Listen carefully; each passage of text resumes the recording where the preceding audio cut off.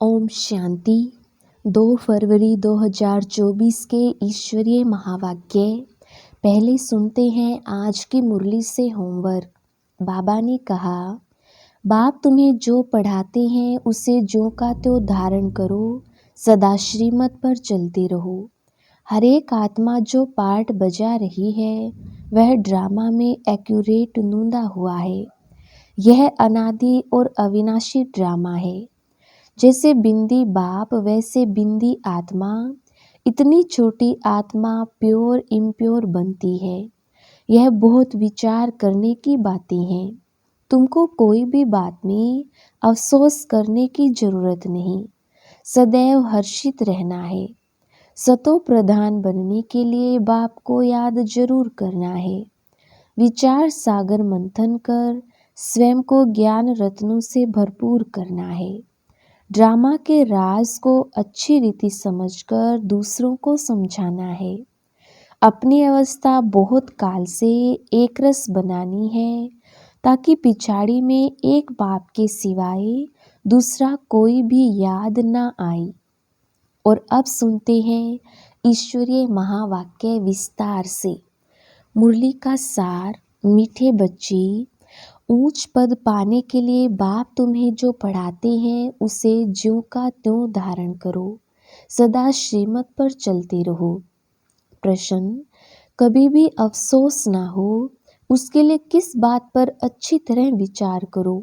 उत्तर, हर एक आत्मा जो पार्ट बजा रही है वह ड्रामा में एक्यूरेट नूंदा हुआ है। यह अनादि और अविनाशी ड्रामा है। इस बात पर विचार करो तो कभी भी अफसोस नहीं हो सकता। अफसोस उन्हें होता जो ड्रामा के आदि मध्य अंत को रियलाइज नहीं करते हैं। तुम बच्चों को इस ड्रामा को ज्यों का त्यों साक्षी होकर देखना है। इसमें रोने रूसने की कोई बात नहीं। ओम शांति।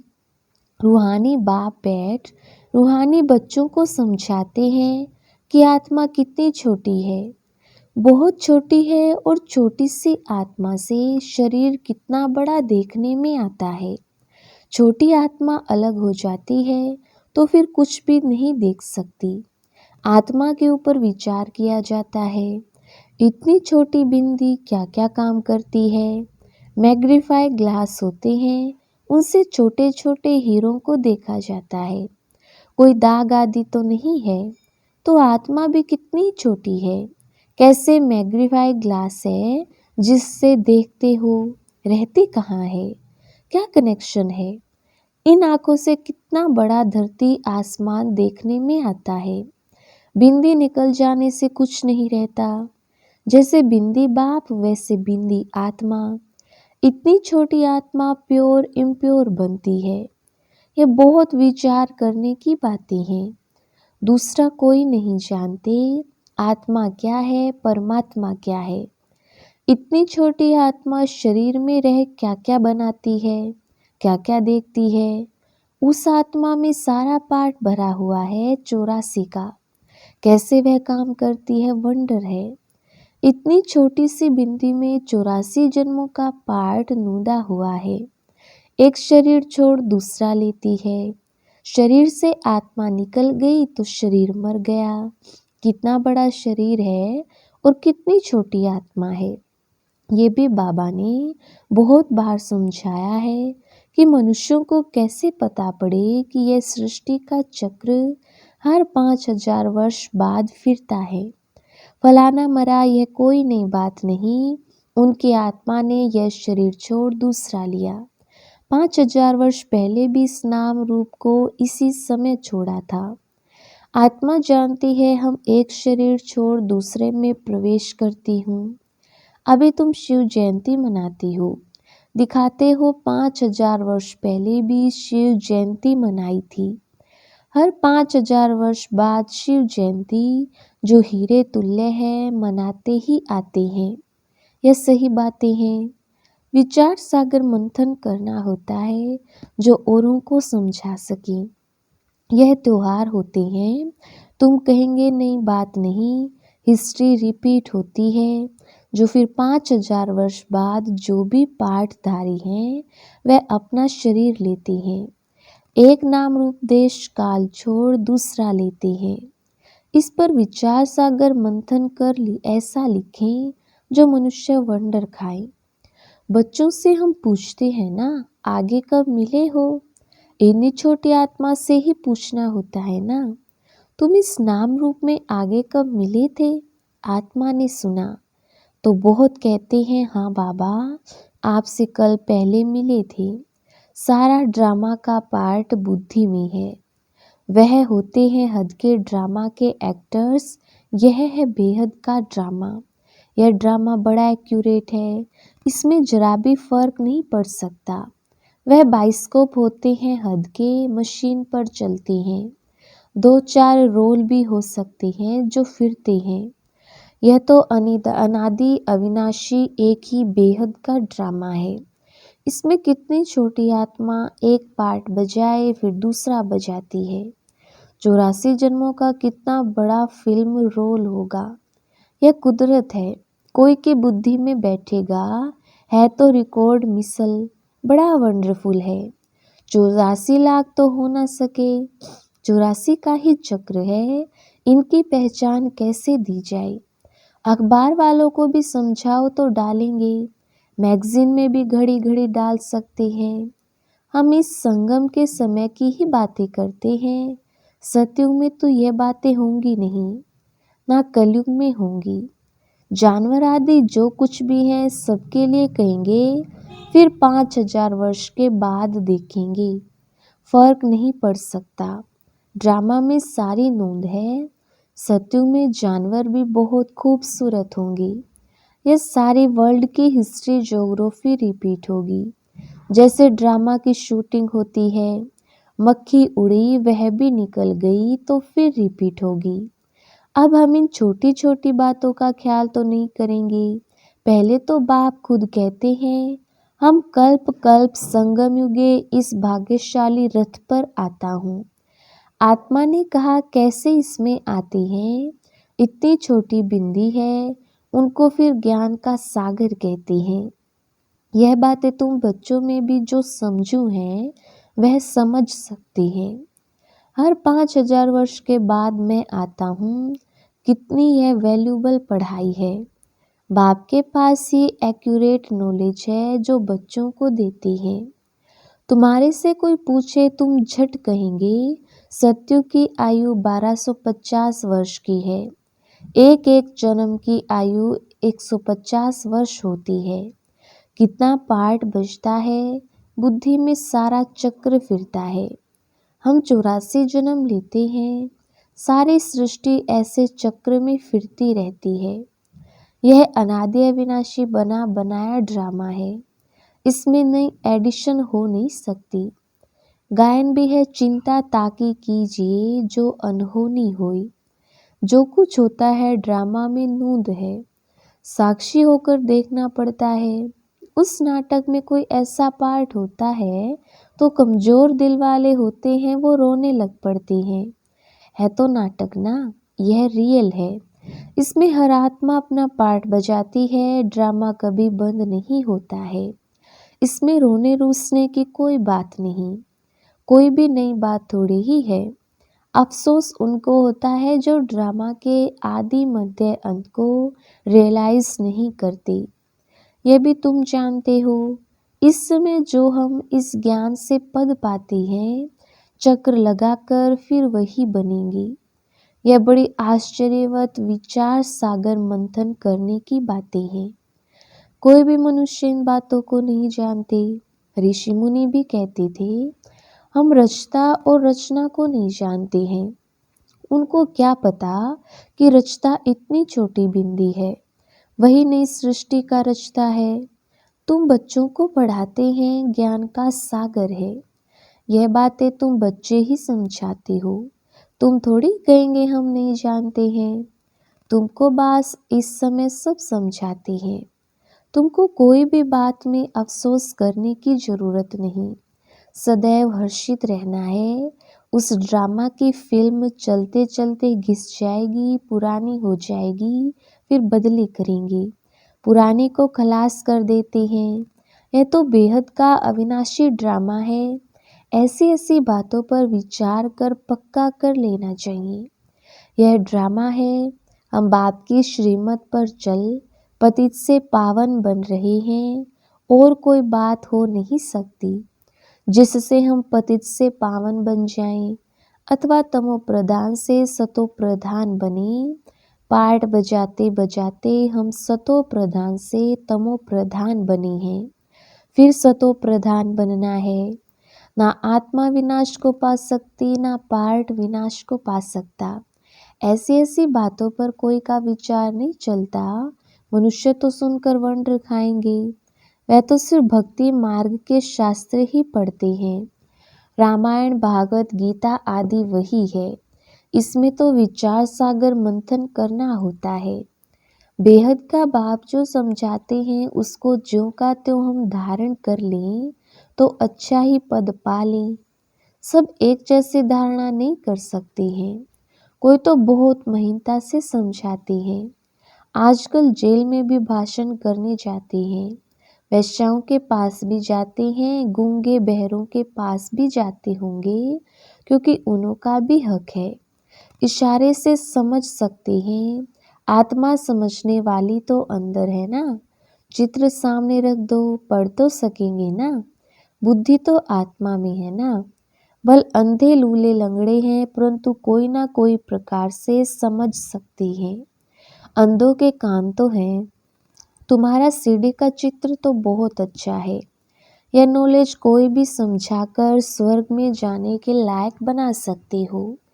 आत्मा बाप से वर्षा ले सकती है, स्वर्ग में जा सकती है। करके ऑर्गन्स डिफेक्टेड है, वहाँ तो लूले लंगड़े होते नहीं। वहाँ आत्मा और शरीर दोनों कंचन मिल जाते हैं। प्रकृति भी कंचन है। नई चीज जरूर सतो प्रधान होती है। ये भी ड्रामा बना हुआ है। एक सेकंड ना मिले दूसरे से कुछ ना कुछ फर्क पड़ता है। ऐसे ड्रामा को ज्यों का त्यों साक्षी होकर देखना है। यह नॉलेज तुमको अब मिलती है, फिर कभी नहीं मिलनी है। आगे यह नॉलेज थोड़े ही थी। यह अनादि अविनाशी बना बनाया ड्रामा कहा जाता है। इसको अच्छी रीति समझ और धारण कर किसी को समझाना है। तुम ब्राह्मण ही इस ज्ञान को जानते हो। यह तो चोप चीनी ताकत की दवा तुमको मिलती है। अच्छे से अच्छी चीज की महिमा की जाती है। नई दुनिया कैसे स्थापन होती है, फिर से यह राज्य कैसे होगा, तुम्हारे में भी नंबरवार जानते हैं। जो जानते हैं वह दूसरों को समझा भी सकते हैं। बहुत खुशी रहती है। किन्हों को तो पाई की भी खुशी नहीं है। सबका अपना अपना पार्ट है। जिनको बुद्धि में बैठता होगा, विचार सागर मंथन करते होंगे तो दूसरों को भी समझाएंगे। तुम्हारी यह है पढ़ाई जिससे तुम यह बनते हो। तुम कोई को भी समझाओ कि तुम आत्मा हो। आत्मा ही परमात्मा को याद करती है। आत्माएं सब ब्रदर्स हैं। कहावत है गॉड इज वन, बाकी सब मनुष्यों में आत्मा है। सब आत्माओं का पारलौकिक बाप एक है। जो पक्के निश्चय बुद्धि होंगे उनको कोई फिरा नहीं सकती। कच्चे को जल्दी फिरा देंगे। सर्वव्यापी के ज्ञान पर कितनी डिबेट करती हैं। वह भी अपने ज्ञान पर पक्के हैं। हो सकता है हमारे इस ज्ञान का ना हो। उनको देवता धर्म का कैसे कह सकती। आदि सनातन देवी देवता धर्म तो प्राय लोप है। तुम बच्चों को मालूम है हमारा ही आदि सनातन धर्म पवित्र प्रवृत्ति वाला था। अब तो अपवित्र हो गया है। जो पहले पूज्य थे वही पुजारी बन पड़े हैं। बहुत पॉइंट्स कंठ होंगी तो समझाते रहेंगे। बाप तुमको समझाते हैं, तुम फिर औरों को समझाओ कि यह सृष्टि चक्र कैसे फिरता है। सिवाय तुम्हारे और कोई नहीं जानते। तुम्हारे में भी नंबरवार है। बाबा को भी घड़ी घड़ी पॉइंट्स रिपीट करनी पड़ती हैं, क्योंकि नए नए आते हैं। शुरू में कैसे स्थापना हुई तुम्हारे से पूछेंगे, फिर तुमको भी रिपीट करना पड़ेगा। तुम बहुत बिजी रहेंगे। चित्रों पर भी तुम समझा सकते हो, परंतु ज्ञान की धारणा सबको एक रस तो नहीं हो सकती है। इसमें ज्ञान चाहिए, याद चाहिए, धारणा बड़ी अच्छी चाहिए। सतो प्रधान बनने के लिए बाप को याद जरूर करना है।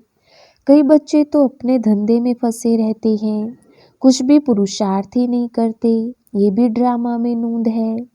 कल्प पहले जिन्होंने जितना पुरुषार्थ किया है उतना ही करेंगी। पिछाड़ी में तुमको एकदम भाई भाई होकर रहना है। नंगे आए हैं नंगे जाना है। ऐसा ना हो पिछाड़ी में कोई याद आ जाए। अभी तो कोई वापस जा ना सके। जब तक विनाश ना हो स्वर्ग में कैसे जा सकेंगे। जरूर या तो सूक्ष्म वतन में जाएंगे या यहाँ ही जन्म लेंगे। बाकी जो कमी रही होगी उसका पुरुषार्थ करेंगे। वह भी बड़े हो तब समझ सकें। ये भी ड्रामा में सारी नूंद है। तुम्हारी एकरस अवस्था तो पिछाड़ी में ही होगी। ऐसे नहीं लिखने से सब याद हो सकता है। फिर लाइब्रेरीज आदि में कितनी किताबें क्यों होती हैं। डॉक्टर वकील लोग बहुत किताबें रखते हैं, स्टडी करते रहते हैं। वह मनुष्य मनुष्य के वकील बनते हैं। तुम आत्माएं आत्माओं के वकील बनती हो। आत्माएं आत्माओं को पढ़ाती हैं। वह है जिस्मानी पढ़ाई, यह है रूहानी पढ़ाई। इस रूहानी पढ़ाई से फिर 21 जन्म कभी भूल चूक नहीं होगी। माया के राज्य में बहुत भूल चूक होती रहती है, जिस कारण से सहन करना पड़ता है।